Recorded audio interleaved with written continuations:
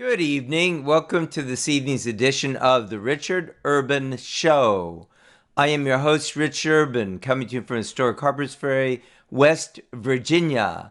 We bring you news and views from the unification principle point of view. Tonight's episode is God is a standard of righteousness. Character counts. Let's get started by diving into a scripture reading. Reading is from today's daily inspiration found at visionroot.org. Establishing a heavenly life through attendance. Why do we seek justification by faith, justification by works, and justification through attendance? Without being justified, you cannot distinguish between good and evil. The evil world and the world of goodness would not be separated. What is the standard of righteousness? It is God. What God believes, how he works, and attends is the standard. Why is that so? Satan cannot accuse righteous people who resemble God. If you create an environment in which God's faith, works, and standard of attendance lives through you, then Satan cannot intervene. Even if you are within the satanic realm, if a righteous standard is created that enables you to be with God in such an environment, Satan will withdraw from there. I'd like to explore in this show tonight what has happened to the standard of goodness or the standard of righteousness. We see in the reading we just read that it's based on God. But we see something very much else in society in general. You could look at a number of events, and we're going to jump into a couple that just happened in the past week. But even if we go back, for instance, to the January 6th election protest, by the way, I was there with my wife at the Ellipse, hearing President Trump speak on January 6, 2021. And then there was this whole false narrative weaved of the insurrection. And, honestly, we still don't have the complete truth. First, we heard there are 25 federal agents there, and then now we heard there are 275 federal agents there. Well, what the heck were they doing? Well, I'll tell you what they were doing, in my opinion. They were orchestrating the whole thing, opening the doors. Well, that was the Capitol Police, too, letting the people in, various people telling people they should go into the Capitol, and then hunting down grandmas and everybody else, and even hunting down people who didn't go in there.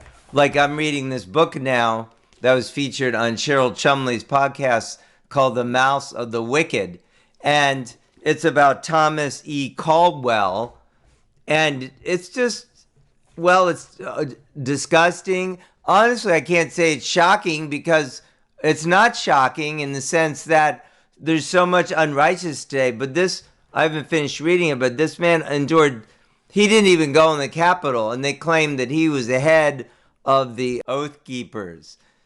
And everything about the prosecution was completely corrupt, and he was thrown in solitary confinement for months, and he was beaten, and his genitals were kicked in by FBI agents, and it was a complete, to say that a show trial wouldn't be even the right word. It was a complete unrighteousness. So why did all these FBI agents think they could lie? And why hasn't the truth still been revealed?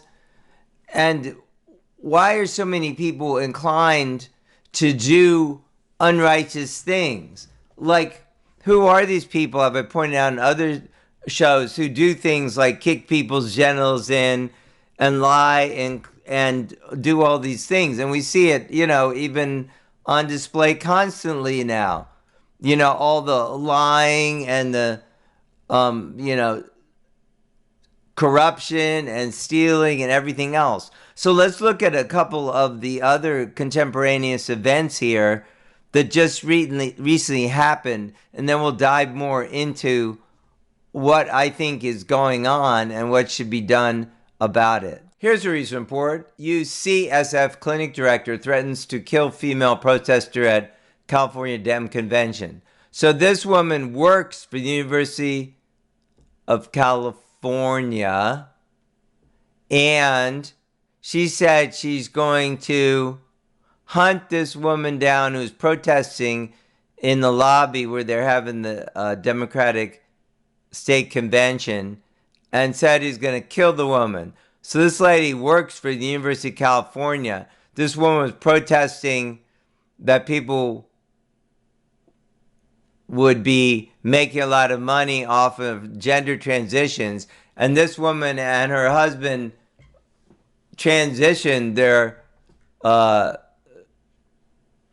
daughter to being a male. Where do people come off where they just, outright lie and they threaten to kill people? And then we have all these ICE protests and we have the students parading around and, getting involved in these things.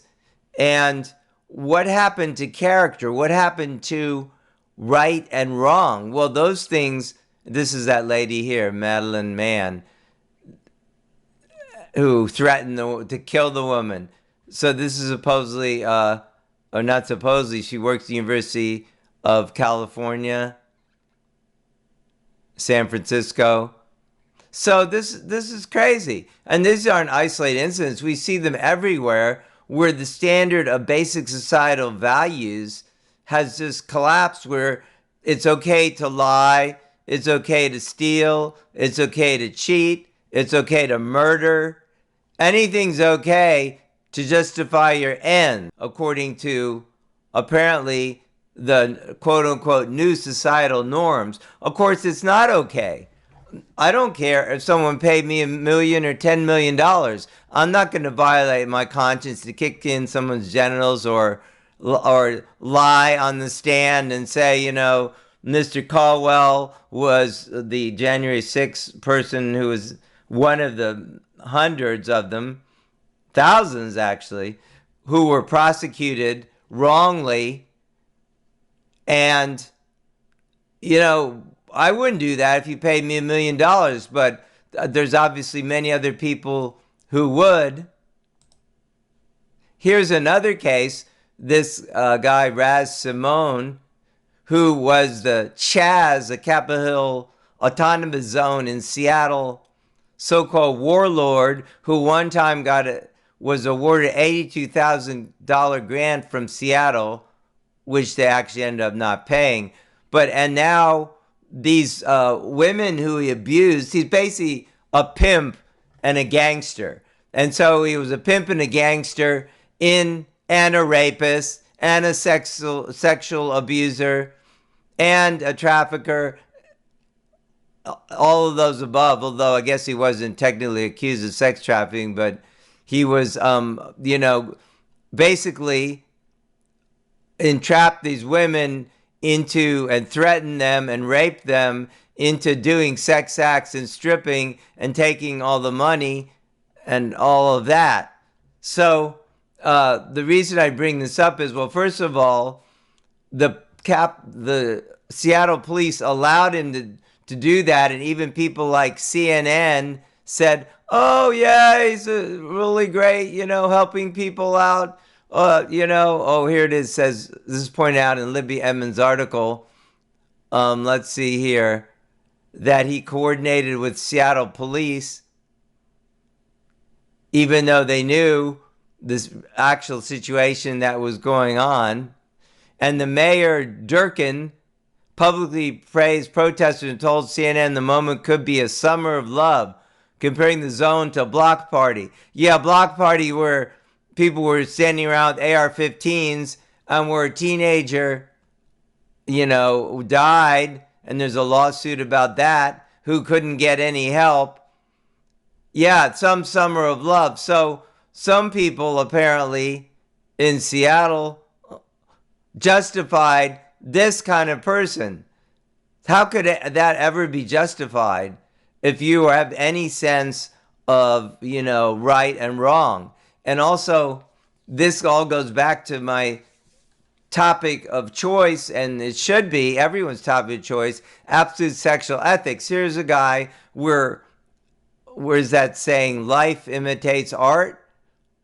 Yeah, no, it's actually art imitates life. Anyway, in this case, life is imitating art.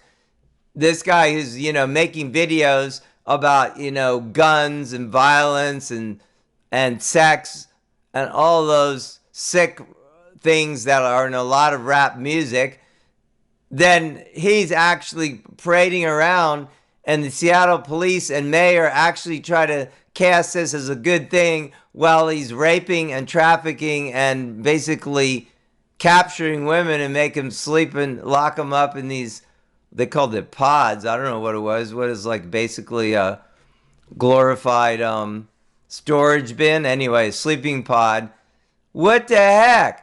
So this kind of person is being put forward by some people as an example of something? Really? That's insane. And then there's James Talarico, who won the Democratic primary for U.S. Senate in Texas this week, and he's claiming that abortion is justified because an angel told Mary that she was going to conceive and she agreed. Huh? So, I mean, really? All of these articles indicate the need, of course, for righteousness and discernment of good and evil, and God sets a standard, so, and it has to do with absolute sexual ethics because God sets a standard of abstinence before blessed marriage and fidelity within marriage. So anything else like justifying abortion or, sex trafficking or lying or murder or cheating, that all really stems from the same basic core of bad sexual ethics and bad ethics to begin with. And ethics begin with God's viewpoint, and that has to do with righteousness and purity and goodness. So what is happening in all these different cases, you see a breakdown of the conscience, because it means that you're not putting into practice a standard of absolute goodness, and also a breakdown of righteousness, that if you're not willing to be righteous yourself, and that you're more concerned about what other people might think, or even, being socially ostracized for your viewpoints. It's not always overt. Of course, someone could threaten to kill you. That's bad. But also, things can be done indirectly. And most people don't want to be ostracized or, made fun of. They want to be part of the group. So they'll rather go along and get along, as the saying goes. Go along to get along. So we really need to have an absolute standard. And that's a really good reason to, hone and sharpen your conscience through studying the Word every day. And that study is what we share on the Daily Inspiration, 6 days a week, Monday through Saturday. So I encourage you to check that at inspiration.visionroot.org and sign up for that if you're not already getting it. So we have to really be aware and, promote righteousness and goodness. And those things can't be done without absolute standards that come from God. And we have to, stay on the straight and narrow path. And that always has to do with absolute sexual ethics. The fidelity within marriage, the abstinence from sex before marriage, and the ethical, standards that begin from that and spread from there out. Because we all were conceived by our mother and father, weren't we? So isn't that where the love, life, and lineage started that all of us have? Well, that has to be protected, and that has to be centered in goodness and righteousness. So that's the kind of things that we all have to center on. And overall, society has had decline in all of those values over the last several decades. So I don't think it's so much a matter of left and right, although, there is a polarity to some extent, but there's unrighteousness all around. And we need to return to righteousness and to conscientiousness. And those shared values used to be normal. It didn't used to be normal to lie, cheat, steal, murder, all the kind of things you see going on now, and then that are put out as acceptable behaviors. They're not, and they never will be. So let's return to a standard of righteousness and goodness, and let's do that by following our original mind or God within ourselves, and stand against what is wicked, even though that may cost us a lot. We should be willing to stand for what is righteous and good. So do join the Daily Inspiration Study. Also, you can learn more about absolute sexual ethics through that study. And also you can check out urbanlifetraining.org, the organization that Stacy and I founded, that you can form a chapter in your local area to promote absence-centered education to help the future generations be successful. And that is super critical. And we have a new outreach of that too, which is unionstation.love, where you can have an intentional process of finding your eternal match that is centered on absolute sexual ethics and specifically on abstaining from sex before marriage. So do practice these things, and thank you for joining us today. We look forward to see you next time. Do be blessed, and we will see you again.